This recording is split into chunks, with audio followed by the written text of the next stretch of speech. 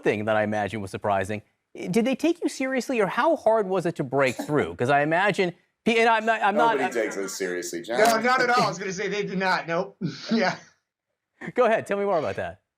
Well, no, I mean, listen, in fairness to any of the elected officials, we didn't exist. There wasn't a site when we took about 2.5 years going back and forth to DC, and we said, hey, will you answer these questions? And they said, for what? And we would try to explain it to them, and they thought it was a joke. And they actually said to us as we kept going, a lot of people from Hollywood come out here and they tell us what to think. They tell us what we should do. They weren't used to people asking them. So the first time we went, I think we had 3 confirmed people with 17 slots and 1 Republican.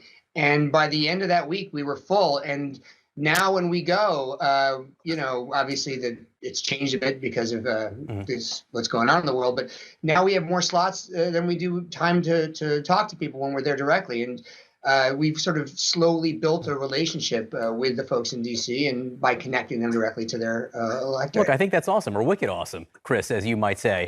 I mean, look, that's my language. I took you seriously because you're from Massachusetts. That alone is credential to take you seriously.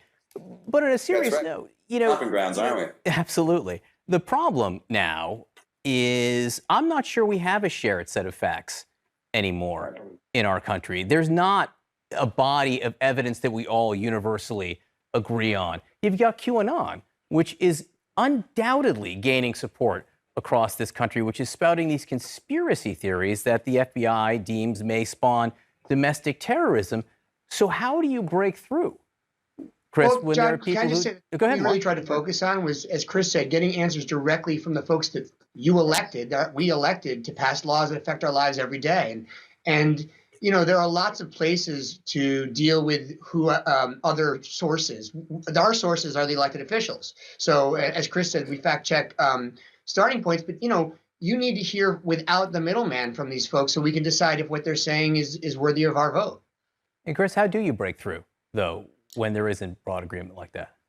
Yeah, well, like I said, like Mark said, I think at least this site allows people to hold the elected officials accountable. You have their words directly without any sort of middleman or journalistic spin. Again, not to disparage any sort of journalistic entity, but at least this says when you speak to these elected officials, these are their words. They have to stand by them, and you can't blame that you were misquoted.